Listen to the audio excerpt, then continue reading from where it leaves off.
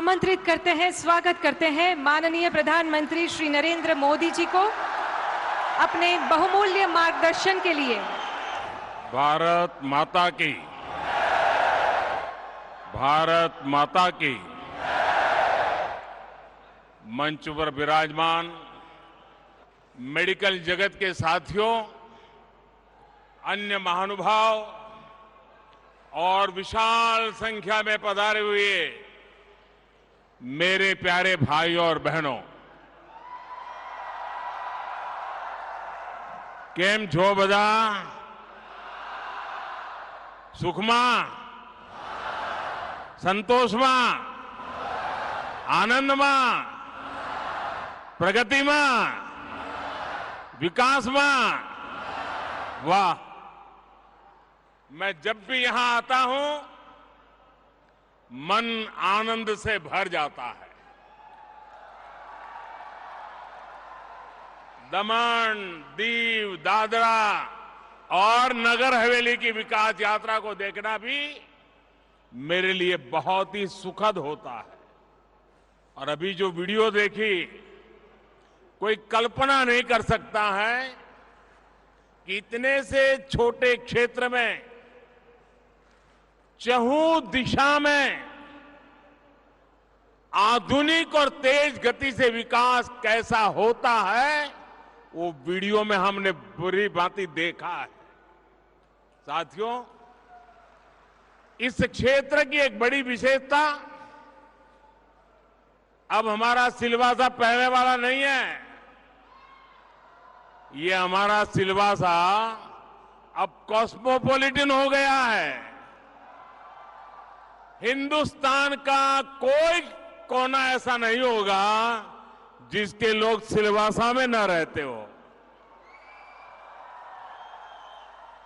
आपको अपनी जड़ों से प्यार है, लेकिन आधुनिकता को भी उतना ही अपनत्व देते हैं। इस केंद्र शासित प्रदेश की इस खूबी को देखते हुए केंद्र सरकार अलग अलग स्तरों पर तेजी से काम कर रही है। यहां पर अच्छी क्वालिटी का इंफ्रास्ट्रक्चर हो, अच्छी सड़कें, अच्छे पुल हो, यहां अच्छे स्कूल हो, वाटर सप्लाई बेहतर हो, इन सभी पर केंद्र सरकार का बहुत जोर है। बीते 5 साल में इन सभी सुविधाओं पर 5500 करोड़ रुपए, 5,500 करोड़ रुपए से ज्यादा खर्च किए गए हैं। बिजली बिल से जुड़ी व्यवस्था हो, सारी स्ट्रीट लाइट को एलईडी से जगमगाना हो, ये क्षेत्र तेजी से बदल रहा है। यहां door to door waste collection की सुविधा हो या फिर 100% वेस्ट प्रोसेसिंग, ये केंद्र शासित प्रदेश सभी राज्यों को प्रेरणा दे रहा है। यहां जो नई इंडस्ट्रियल पॉलिसी लाई गई है, वो भी यहां औद्योगिक विकास बढ़ाने में, रोजगार के नए मौके बनाने में मददगार साबित हो रही है। आज एक बार फिर मुझे लगभग नए 5,000 करोड़ रुपए के प्रोजेक्ट का शुभारंभ करने का अवसर मिला है। ये project health, housing, tourism, education और अर्बन डेवलपमेंट से जुड़े हैं। इससे ईज ऑफ लिविंग बढ़ेगी, इससे ईज ऑफ टूरिज्म बढ़ेगा, इससे ईज ऑफ ट्रांसपोर्टेशन बढ़ेगा और इससे ईज ऑफ बिजनेस भी बढ़ेगा। साथियों, आज मुझे एक और बात की बहुत खुशी है। आज जिन प्रोजेक्ट्स का लोकार्पण हुआ है उनमें से कई का शिलान्यास करने का सौभाग्य आप सबने मुझे ही दिया था। लंबे समय तक हमारे देश में सरकारी प्रोजेक्ट सालों साल तक लटकते थे, अटकते थे, भटकते थे। कई बार तो शिलान्यास के पत्थर भी पुराने होकर के गिर जाते थे, लेकिन प्रोजेक्ट पूरे नहीं होते थे। लेकिन पिछले 9 वर्षों में हमने देश में एक नई कार्यशैली विकसित की है, नया वर्क कल्चर लाए हैं। अब जिस कार्य की नींव रखी जाती है उसे तेजी से पूरा करने का भी भरसक प्रयास किया जाता है। एक काम पूरा करते ही हम दूसरा काम शुरू कर देते हैं। सिलवासा का एक कार्यक्रम इसका प्रत्यक्ष प्रमाण है। इसके लिए मैं आप सभी को बहुत बहुत बधाई देता हूं। साथियों, केंद्र की भाजपा सरकार सबका साथ, सबका विकास, सबका विश्वास और सबका प्रयास के मंत्र पर चल रही है। देश के हर क्षेत्र का विकास हो, देश के हर क्षेत्र का संतुलित विकास हो, इस पर हमारा बहुत जोर है। लेकिन देश का ये भी दुर्भाग्य रहा है कि अनेक दशकों तक विकास को राजनीति के वोट बैंक के तराजू पर ही तोला गया। योजनाओं की, प्रोजेक्ट्स की घोषणाएं देखकर तो बहुत कुछ होती थी, लेकिन कैसे होती थी, कहां से कितना वोट मिलेगा,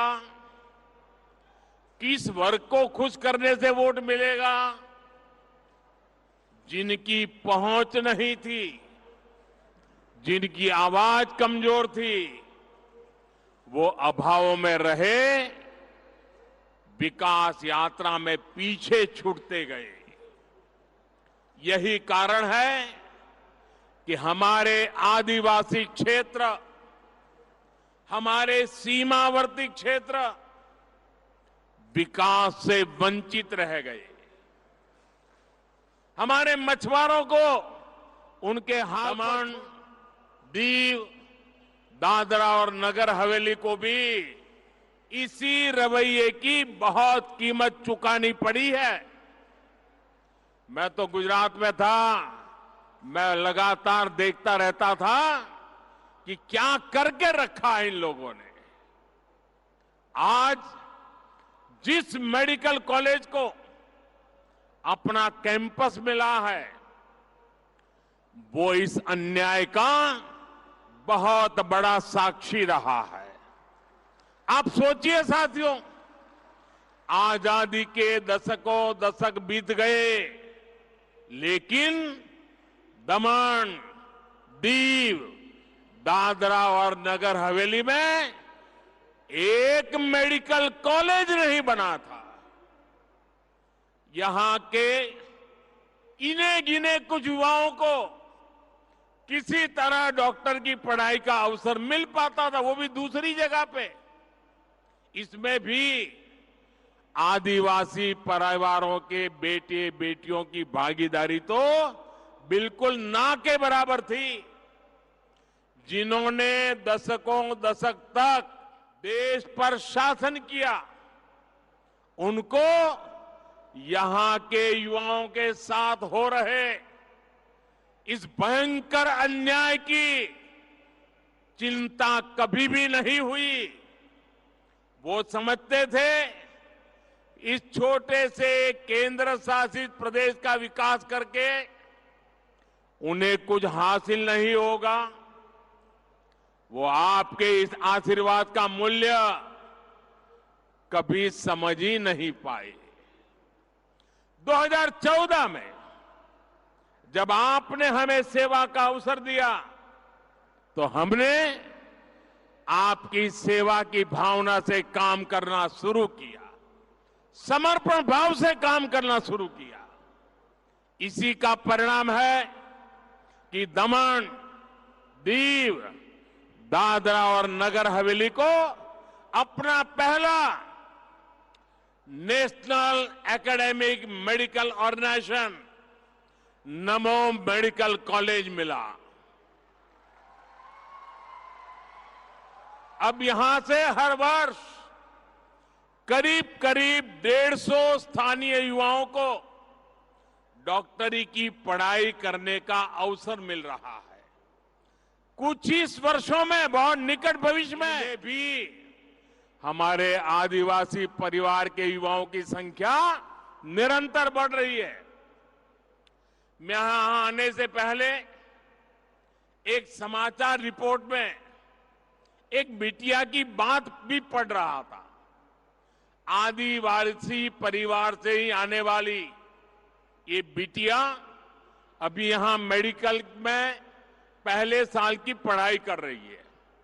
उस बिटिया ने अखबार वालों से को कहा कि मेरे परिवार को तो छोड़िए, मेरे पूरे गांव में कभी कोई डॉक्टर नहीं बन सका था। अब वो बिटिया इसे अपना सौभाग्य मानती है कि दादरा और नगर हवेली में ये मेडिकल कॉलेज बना है और वो उसकी छात्रा है। साथियों, सेवा भावना ये यहां के लोगों की पहचान है। मुझे याद है कोरोना के समय मैं यहां के मेडिकल स्टूडेंट्स ने आगे बढ़कर लोगों की मदद की थी। और कोरोना के समय तो परिवार में भी कोई एक दूसरे की मदद नहीं कर पाता था। तब यहां के स्टूडेंट्स गांवों में मदद करने पहुंचे थे। और मैं उन विद्यार्थी मित्रों से कहना चाहूंगा, आप लोगों ने जो विलेज एडॉप्शन प्रोग्राम चलाया था उसका जिक्र मैंने मन की बात में भी किया था। यहां के डॉक्टरों ने, मेडिकल स्टूडेंट्स ने जिस तरह अपने कर्तव्यों का पालन किया है वह सभी के लिए बड़ी प्रेरणा है। मैं आज इस कार्य के लिए यहां चिकित्सा सुविधा से जुड़े हर व्यक्ति की सराहना करूंगा। भाई और बहनों, सिलवासा का ये नया मेडिकल कॉलेज यहां पर स्वास्थ्य सुविधाओं पर दबाव भी कम करेगा।